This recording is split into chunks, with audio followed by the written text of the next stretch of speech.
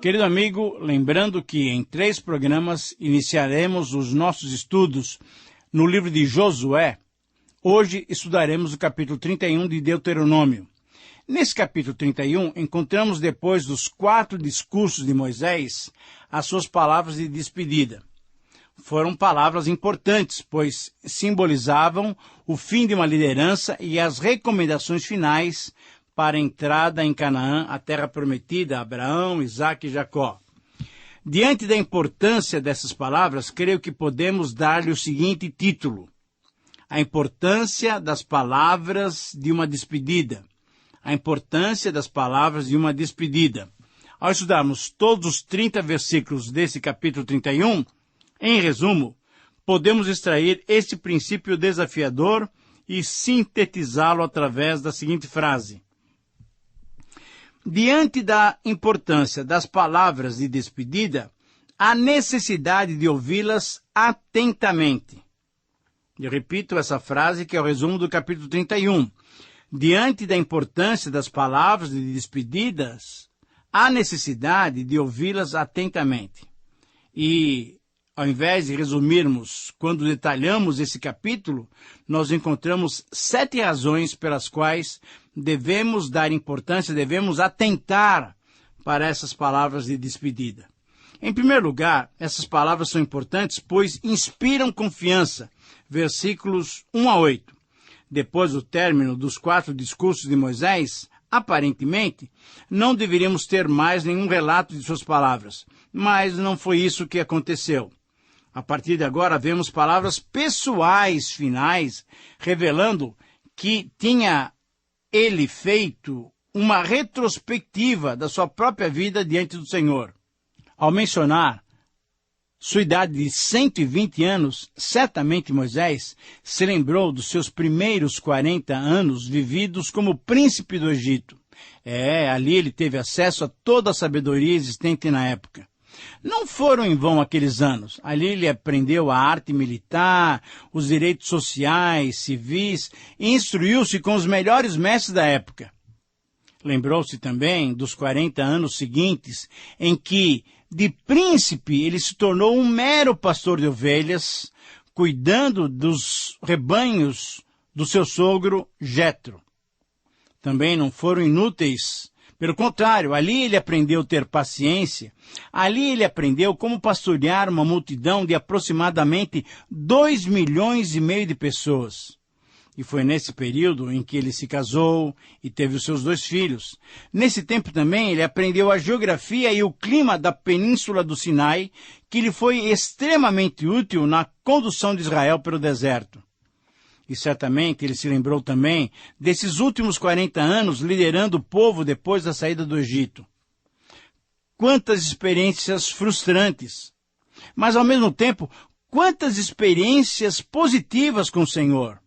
Conforme as suas palavras no versículo 2, ele já não podia sair e entrar, isso é, já sentia o peso da idade, além de reconhecer que o Senhor mesmo lhe tinha dito que ele não entraria em Canaã.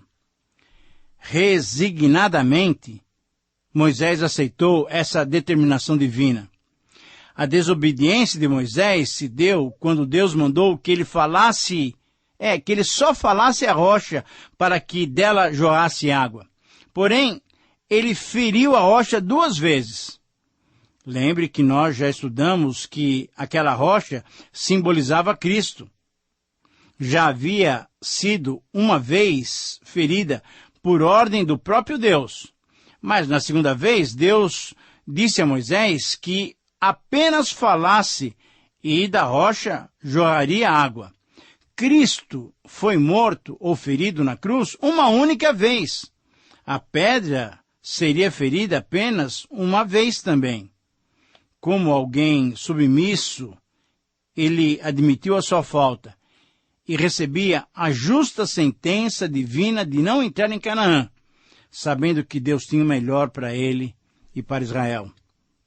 Então, confiante ao ver em sua própria vida a bondosa mão de Deus, ele expressou palavras de confiança para o povo, para Josué e para os sacerdotes. Para o povo, Moisés reafirmou que o próprio Senhor iria diante deles e assim como tinha feito aos amorreus, assim faria com os outros povos, entregando-os nas mãos dos israelitas. E no verso 6, Moisés lhes inspirou confiança, recomendando-lhes força, coragem e destemor, pois Deus estaria com eles, não os deixaria e nem os desampararia. Para Josué, nos versos 7 e 8, Moisés, diante de todo o povo, recomendou-lhe também força e coragem, dizendo que através dele Israel herdaria a terra que, sob juramento, Deus prometera aos patriarcas. Moisés estimulou a fé de Josué, afirmando que o Senhor iria diante dele, que o Senhor seria com ele, que o Senhor não o deixaria, e por isso, então, Josué não deveria temer ou se atemorizar. Foram palavras de confiança, palavras de experiência de alguém que tinha vivido totalmente sua vida na dependência do Senhor. Querido amigo, que a nossa vida com Deus, que o nosso testemunho possa inspirar outros a confiarem no Senhor, a crerem que a bondosa mão de Deus está pronta a nos abençoar. Em segundo lugar, essas palavras são importantes, pois devem ser preservadas para o futuro. Versículos 9 a 13. As palavras desses versos foram dirigidas aos sacerdotes, isto é, os israelitas responsáveis pelo culto a Deus, mas foram dirigidas também aos anciãos, isto é, os chefes civis da nação, como se vê no versículo 9. Esta lei escreveu a Moisés e a deu aos sacerdotes, filhos de Levi, que levavam a arca da aliança do Senhor, e a todos os anciãos de Israel. Moisés, então, recomendou-lhes que, no ano sabático, quando o povo não estivesse se ocupando das tarefas agrícolas, a cada 7 anos, lessem a lei do Senhor para todo o povo. Deveria haver uma cerimônia no tabernáculo central, onde estariam todos com o objetivo de ensinar a todas as futuras gerações as determinações divinas, como lemos nos versículos 12 a 13. Ajuntai o povo, os homens, as mulheres, os meninos e o estrangeiro que está dentro da vossa cidade, para que ouçam e aprendam e temam o Senhor vosso Deus e cuidem de cumprir todas as palavras dessa lei, para que seus filhos, que não a souberem, ouçam e aprendam a temer o Senhor vosso Deus, todos os dias que viverdes sobre a terra a qual ides passando o Jordão a possuir. Como veremos em Malaquias 2, 4 a 9, uma das funções dos sacerdotes e levitas era ensinar ao povo. Ensinar o quê? Ensinar a lei, os mandamentos do Senhor. O objetivo, então, dessa instrução era o temor a Deus para que cumprissem os mandamentos do Senhor. A preservação da lei do Senhor seria feita através de cópias e através do seu ensino, através da leitura periódica. Assim como vimos no capítulo 6, em que nas novas gerações deveriam aprender em todos os contextos, haveria cerimônias oficiais com esse mesmo propósito. Espelhando-nos então nessa prática, todos nós somos desafiados a anunciar, a ensinar às outras gerações os princípios divinos que trazem as suas bênçãos sobre nós. Em terceiro lugar, essas palavras são importantes, pois elas foram ditas em local consagrado, conforme o versículo 14. As palavras desse verso nos mostram a importância dessa ocasião. Disse o Senhor a Moisés: eis que os teus dias são chegados, para que morras. Chama Josué e apresentai-vos na tenda da congregação, para que eu lhe dê ordens. Assim foram Moisés e Josué e se apresentaram na tenda da congregação.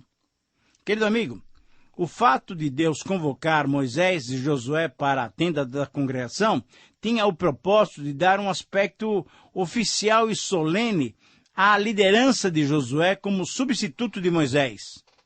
Embora a cerimônia de transferência de liderança já tivesse ocorrido, conforme lemos lá em Números 27, 18 a 23, nessa ocasião, na tenda da congregação estava sendo dada a legitimidade e autoridade a Josué como novo líder de Israel. A partir dessa mudança, Deus passaria a falar diretamente com Josué, conforme veremos já no versículo 23 e no próprio livro de Josué, em diversas ocasiões. Querido amigo, como é bom ouvirmos a voz de Deus através dos irmãos, mas como é fundamental que ouçamos diretamente Deus falando conosco ao nosso coração. Em quarto lugar, essas palavras são importantes, pois apontam para a desobediência. Versículos 15 a 18. A cerimônia solene continuou, e assim o Senhor, Deus, apareceu na tenda da congregação numa coluna de nuvem. Em ocasiões importantes, era esse o local em que Deus falava a Israel, como, por exemplo, nós vimos em Êxodo 33, Êxodo 40, Números capítulo 12. Deus, então, se dirigiu a Moisés, em primeiro lugar, confirmando a sua morte, para que ele estivesse com seus pais. E, em segundo lugar, Deus avisou e avisou também a Josué que futuramente o povo de Israel abandonaria ele, o Senhor, e adoraria e serviria a outros deuses. Mas, além de mostrar essa futura desobediência, Deus deixou bem claro qual seria a sua reação. Deus ficaria irado com Israel. Deus esconderia o seu rosto deles. Eles seriam destruídos. Muitas desgraças, sofrimentos os atingiriam. E eles ficariam tão perplexos que perguntariam se tudo o que lhes estava acontecendo era porque Deus não estava mais no meio deles. E a resposta era óbvia. Deus não estava mais no meio deles. Deus, então, foi muito específico quanto ao futuro, revelando a Josué o cuidado que ele deveria ter na condução de Israel. Esse desvio futuro dos israelitas foi, então, anunciado na presença de Josué para que ele se conscientizasse do perigo que Israel corria e, assim, se esforçasse para evitá-lo nos seus dias. E como veremos nos próximos estudos, Josué também, no seu último discurso, fez essa mesma advertência em Josué 23, 1 a 16. Pois durante todo o período da sua liderança, ele se esforçou, levando Israel a se posicionar diante de Deus, conforme vemos em Josué 24, 31. Deus, sendo fiel, querido amigo, ele requer também um compromisso fiel de nossa parte, que possamos, na força que o Espírito Santo nos concede, sermos fiéis ao nosso Deus, auxiliando aqueles que estão do nosso lado a também serem fiéis a Ele mesmo. Em quinto lugar, essas palavras são importantes, pois elas devem ser memorizadas. Versículos 19 a 22. Deus continuou falando aos dois líderes e instruiu-os a registrarem um cântico. Mas, quando se percebe o conteúdo dessas palavras, surge então uma questão. Por que usar um cântico como testemunho contra um povo? A resposta a essa questão se obtém através do conhecimento do contexto. Na cultura da antiguidade, os cânticos eram usados para ensinar e para transmitir os mandamentos para o povo e para as futuras gerações. Assim como hoje, era mais fácil aprender e lembrar a letra de uma música. Esse cântico registrado no capítulo 32, que nós estudaremos no próximo programa, serviria para lembrar os israelitas que Deus condena a desobediência. Podemos ver essa prática de contar a história e os feitos do Senhor através de vários cânticos nos vários salmos, como, por exemplo, no Salmo 78, no Salmo 105, no Salmo 106 e tantos outros. Agora, querido amigo, uma aplicação prática em relação a essa questão acontece conosco hoje. Você já reparou quantos cânticos você conhece? Você tem memorizado esses cânticos em quanto tempo? Nos últimos meses? Nas últimas semanas? Nos últimos anos? Quantos cânticos? Certamente foram muitos. Por isso, o conteúdo daquilo que ouvimos e do que cantamos é importantíssimo no desenvolvimento e na solidificação da nossa fé. A teologia dos nossos cânticos, a teologia dos nossos hinos é importantíssima no ensinamento e na concretização da nossa fé. Aquilo que você ouve e canta pouco a pouco começa a fazer parte da sua crença e das suas práticas religiosas. É necessário, então, que avaliemos com muita seriedade aquilo que nós estamos ouvindo. Portanto, as músicas populares, as músicas seculares, devem ser muito bem analisadas para serem ouvidas e cantaroladas por nós que nos chamamos cristãos. Querido amigo, que você tenha da parte de Deus discernimento e maturidade para reter o que é bom e rejeitar o que não serve para a sua edificação. Em sexto lugar, essas palavras são importantes, pois são palavras encorajadoras, conforme vemos no versículo 23. Aparentemente, conforme a sequência lógica, esse texto deveria vir logo após o versículo 15, quando Deus falou a Moisés e a Josué lá na tenda da congregação. Porém, ele aparece aqui demonstrando que Deus permitia a esses líderes uma plena interação, dialogando com ele. Nesse verso, Deus se dirige especificamente a Josué. Ordenou o Senhor a Josué, filho de Num, e disse: Sê forte e corajoso, porque tu introduzirás os filhos de Israel na terra que, sob juramento, lhes prometi, e eu serei contigo. Querido amigo, essas palavras vindas diretamente de Deus garantiam a Josué a presença e a capacitação divina para a realização da sua tarefa. A força e a coragem deveriam ser buscadas no próprio Deus. E ele, Josué, que era general das tropas de Israel, Josué sabia que durante as últimas décadas era o próprio Deus que lhes tinha dado a vitória. Agora, então, em sua nova posição como líder geral de Israel, Josué teve a garantia de que teria êxito na sua missão, pois podia contar com a presença constante e poderosa de Deus com ele. O que percebemos nesse verso é o cuidado divino em orientar, garantir e encorajar cada um dos seus filhos, que assumem as mais diferentes e difíceis tarefas. Dirigir um povo na conquista de um grande território contra diversas nações que ali habitavam, dirigir e comandar um povo rebelde que se inclinava para a adoração errada, para desagradar a Deus, não seria uma tarefa simples. Então, Deus, antecipando-se às dificuldades de Josué, o encorajou. Seja forte, seja corajoso, porque você pode contar comigo. Querido amigo, que grande bênção podemos contar com a presença do Senhor no nosso dia a dia. Espero que as palavras de Jesus sejam realidades na sua experiência cristã. Eis que estou convosco todos os dias, até a consumação dos séculos. Mateus 28, 20. E em sétimo e último lugar, agora finalizando o capítulo 31, essas palavras são importantes, pois deveriam ser registradas, conforme os versículos 24 a 30. Prezado amigo, querido amigo, assim como a leitura da lei e dos mandamentos estava relacionada com a posse e a continuidade na terra prometida, assim também hoje a leitura e a meditação na palavra de Deus estão relacionadas com a posse e a continuidade das bênçãos espirituais nas nossas vidas. Olha só, o desconhecimento da palavra de Deus é o primeiro passo para perdermos as bênçãos que o Senhor nos tem dado. Enquanto isso, o nosso estudo cuidadoso e permanente da palavra de Deus representa para nós não somente a preservação daquilo que nós já temos conquistado em Jesus Cristo pela fé, como também a bênção de novas conquistas. Foi em Mateus 22, 29, falando a religiosos, que Jesus lhes disse: errais, não conhecendo as Escrituras, nem o poder de Deus. Exatamente, é aqui onde muitos erram. É o desconhecimento das Escrituras Sagradas e a ignorância do poder de Deus a causa dos erros dos homens e, em consequência, a perda das bênçãos que Ele tem preparado para nós.